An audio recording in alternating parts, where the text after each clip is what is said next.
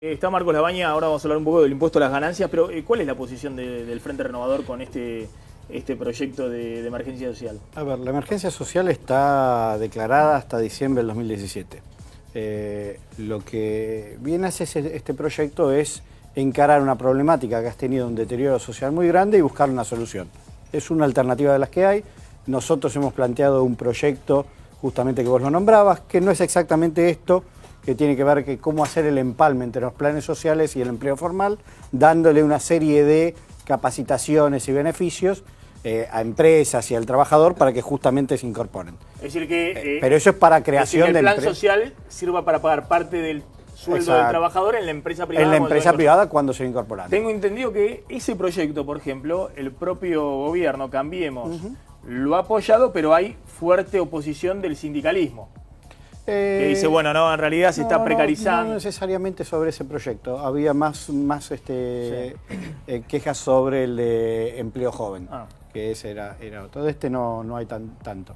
Después nosotros hemos presentado un proyecto de fondo anticíclico social, lo llamamos nosotros, que tenía que ver con refuerzos en momentos donde la economía hace perder el salario de la gente o la jubilación y se gatilla automáticamente este fondo anticíclico. Va en la misma línea. Yo creo que es bueno que se discuta, que venga a las cámaras, de que podamos discutir y busquemos una solución, si no es esta, si no es la nuestra, una en el medio, pero que atendamos la situación de deterioro social muy importante. Ahora, ¿esto tiene chance de discutirse ahora? Porque quedan 2 semanas, digamos, de sesiones ordinarias. Para nosotros, tanto esto como el tema de impuesto a las ganancias son temas que queremos discutirlo. Y es cierto que no están previstos en el presupuesto, porque los acabamos de votar y es cierto que no están. Pero ayer votamos, por ejemplo, la salita de 3, que son 10.000 millones de pesos que le va a costar al Estado, que tampoco están previstos en el presupuesto. Y bienvenida a la salita de 3, por eso se aprobó casi por unanimidad, si no me equivoco. Aprobamos una ley... ¿Y eso lo impulsó el gobierno? Lo impulsó el gobierno. Una ley de emprendedores, que le va a significar al Estado 2.000 millones de pesos, que tampoco está previsto en el presupuesto. Y también vos tenés... Cuando uno va sacando leyes, vas modificando naturalmente el presupuesto. La clave es cómo hacerlo para que toda la economía te vaya creciendo y cómo vas beneficiando o generando movimientos, ¿no? Que eso es lo que se trata. Y me parece correcto avanzar sobre la problemática social buscando una solución.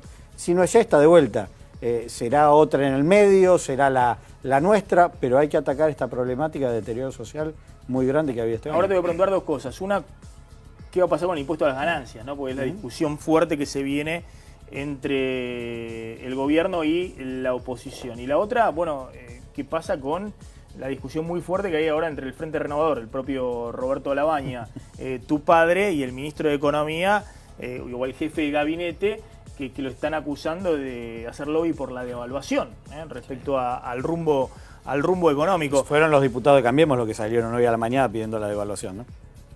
¿Por qué? Salieron en la nata pidiendo la devaluación, un diputado de Cambiemos. El diputado Eduardo Conesa, economista, estuvo el otro día que acá. Es de Cambiemos.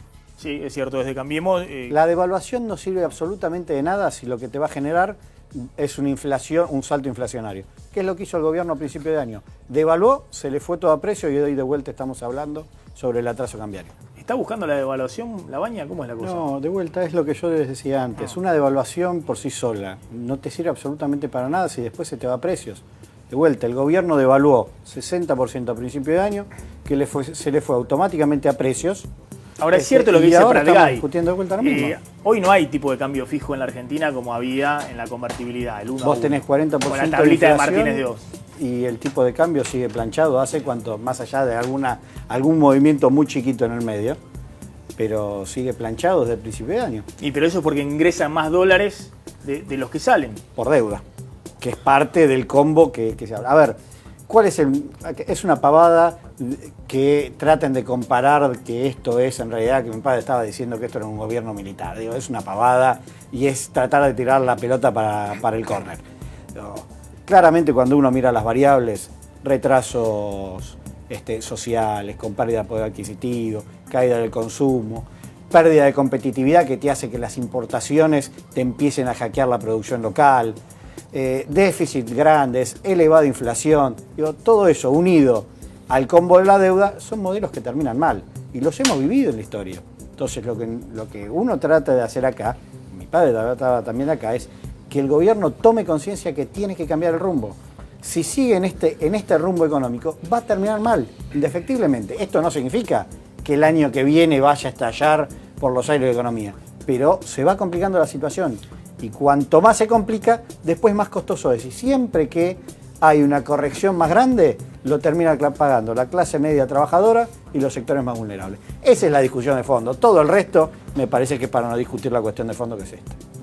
A mí me parece, Maxi, que se plantea el primer año de Lavagna contra el primer año de Prat-Gay. En primer lugar, Prat-Gay formó parte del primer año de Lavagna porque era presidente del Banco Central.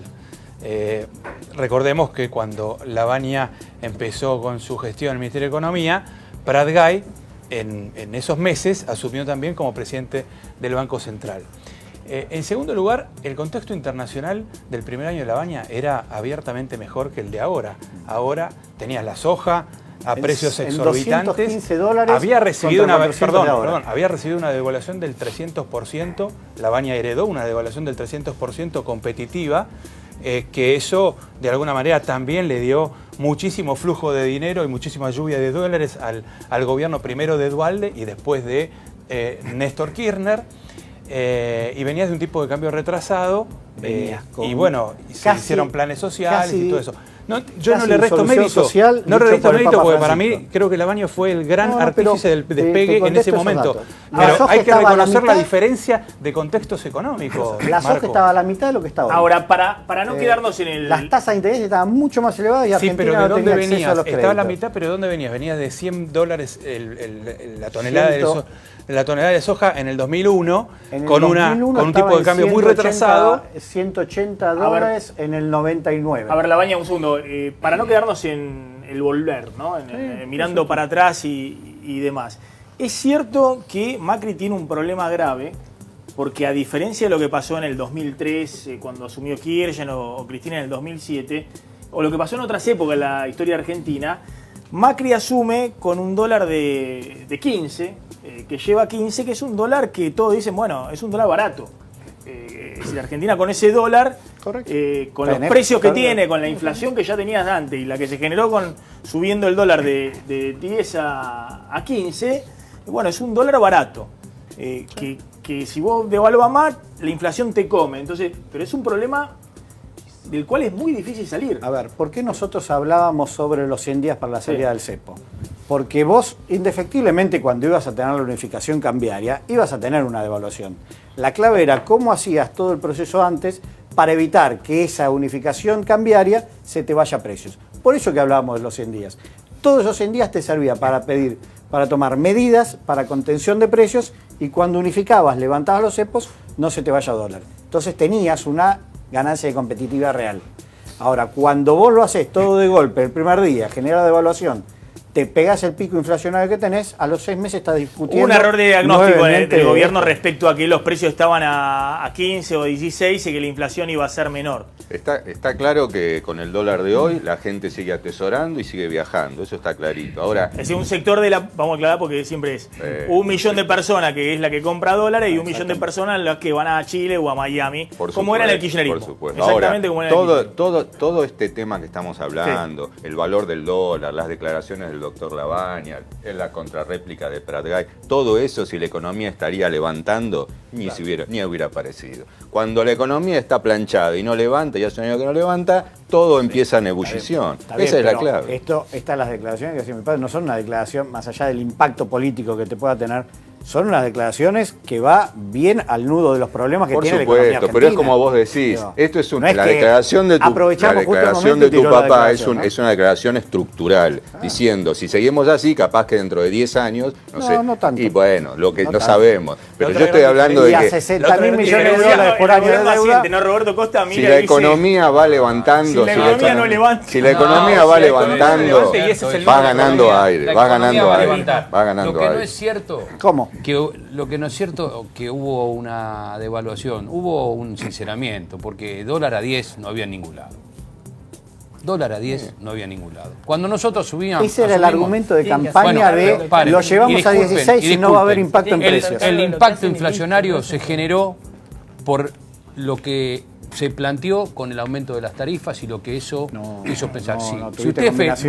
ven, el mayor mes fue cuando se anunció el aumento de tarifa, que fue del Porque 6,5%. fue brutal, pero vos tuviste... Y que después desde el aumento noviembre de que tenés tarifa no se aumento de produjo inflación y que la se- inflación Te doy una buena tampoco bajó. noticia. A ver. Te doy una buena noticia y una mala. La buena noticia es que para mí, lo que estamos midiendo nosotros, la inflación de noviembre, la que está ahora Viene por bien. terminar, viene muy bien. La mala Viene que después viene diciembre. No, la mala es que al mismo tiempo estamos con la actividad planchada. O sea, lo que se va a venir en el próximo verano, en el próximo otoño, y a ver qué pasa, es si cuando la buena noticia de inflación venga y estemos todos más tranquilos, la mala noticia de actividad todavía no levanta. Y ese va a ser el conflicto que va a haber de acá esa va a ser- al otoño. Esa va a ser la Y todos discusión vamos del a estar 2017. discutiendo eso. Quieren lograr el 3,5%, el 17% de inflación no se va a lograr. En algún momento hay que dirimir Bueno, ese conflicto. Y discutiendo con eso, hay dos temas que se vienen como discusión económica importante, que es un poco lo que plantea Pablo Bolín. ¿Cuánto vas a tener de inflación el año que viene y cuánto va a crecer la economía? Es decir, si tenés una inflación muy baja, la economía va a crecer muy poquito, y si querés crecer un poquito más, seguramente la inflación va a ser más alta. Y los dos temas claves de discusión también casi política tienen que ver, una con los salarios, porque va a tener que ver con cuánto se van a negociar en la próxima paritaria, y la otra el impuesto a las ganancias. El gobierno, creo que la semana que viene por ahí muestra el proyecto, dicen que lo tiene Alfonso Pratgay en la mesita de luz, que ni siquiera se lo muestra a Yo los siento- ministros, la tiene en la mesita de luz y lo lleva, lo muestra ahí en el gabinete y después se lo lleva a la Te casa. soy sincero, yo creo que Sí. con el tema de impuesto a las ganancias, el gobierno nos está haciendo el cuento del tío. A ver. Lo tengo, no lo tengo, te lo muestro, no Bueno, te lo muestro. en Pero principio lo que quiere ya el a esta gobierno altura es algo muy deberíamos módico, estar discutiéndolo. que es subir el piso de ganancia solo 17%, en línea con la inflación, el mínimo no imponible, a 30.000 pesos de salario de bolsillo para un casado con 2 hijos y a 22.000 pesos para un soltero sin hijos para el caso del salario de bolsillo.